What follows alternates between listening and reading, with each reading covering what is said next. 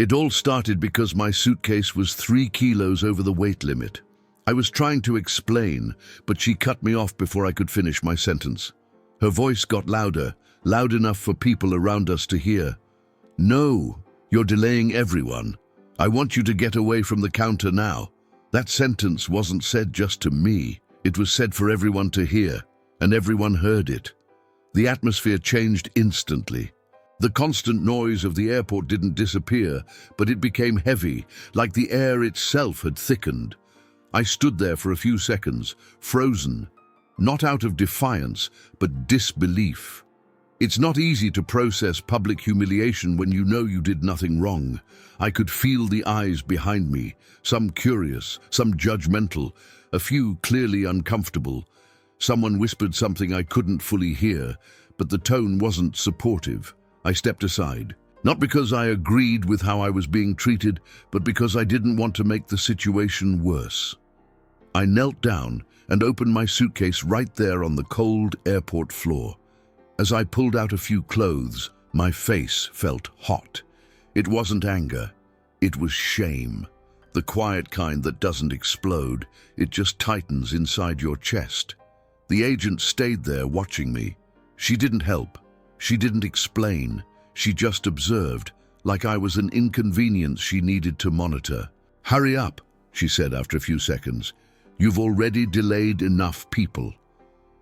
I took a deep breath, looked at her and said calmly, still trying to keep control, "I'm not refusing to fix this. I'm just asking for respect." She laughed, not a big laugh, a short, dry one, almost automatic. "Respect is following the rules. Move faster." That hurt more than the shouting earlier, because it wasn't just rudeness, it was contempt. That's when I noticed something else. The line behind me wasn't impatient anymore. It was attentive.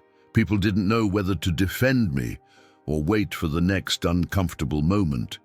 While I reorganized my suitcase, I noticed a man in a suit standing a few meters away, watching silently. He wasn't on his phone. He wasn't talking to anyone, just watching. Nearby, an employee from another counter was also watching, clearly uncomfortable. She didn't say anything, but her posture was stiff, like someone who knew a line had been crossed. The agent noticed the attention and became even more irritated. "Are you done yet? Or are you going to keep making a scene?" she said. A scene. That word echoed in my head, as if I had chosen this, as if it were some planned performance. "I'm almost done," I replied. She turned away, spoke quietly into her radio, and stepped back. My stomach tightened. Something told me this wasn't over yet. Moments later, a security officer approached, tall, rigid posture, hands clasped in front of him. "Is there a problem here?" Before I could answer, the agent spoke first. "This passenger is delaying check-in and causing trouble." Trouble. Funny how the story changes depending on who tells it. The officer looked at me. "Sir, we need to speed things up. The airport can't stop because of one passenger."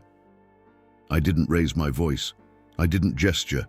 I simply said, "I've been trying to resolve this from the beginning." The silence that followed wasn't aggressive. It was attentive. That's when the man in the suit stepped forward calmly. No rush, no visible authority. He didn't speak to me first. He spoke to the agent. "Can you tell me what's going on here?" Her tone changed instantly. "It's nothing serious, sir. Just a passenger who refuses to follow the rules." He looked at me. "Are you refusing to pay the fee?" I answered calmly. "No.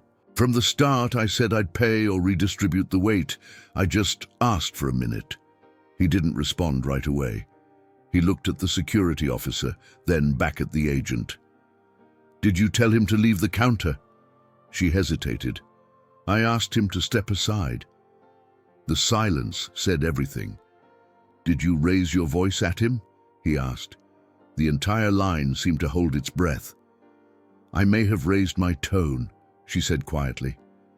He sighed, clearly holding back frustration. "This counter is for assisting passengers, not humiliating them." The atmosphere shifted, not explosively, but completely. He turned to me. "You can return to the counter, please." The agent stepped back. "We'll take care of this now." That's when I noticed something I didn't expect. No one was looking at me with judgment anymore. Now all eyes were on her. Everything was resolved within minutes. I paid the fee. Check-in completed. No more comments, no more shouting. Before I left, the man in the suit said something that stayed with me. Respect never delays anyone. Lack of respect does. I walked through the terminal with a lighter suitcase, but more importantly, with the realization that sometimes the silence after humiliation is louder than any shout. The greatest freedom you can achieve this year isn't money or success. It's indifference to what others think of you. When you stop carrying that weight, you finally walk lighter toward your own dreams. May 2026 be the year you choose yourself. If you're ready to make yourself a priority, comment below. I own my peace. Happy New Year to you and your family. See you in the next story.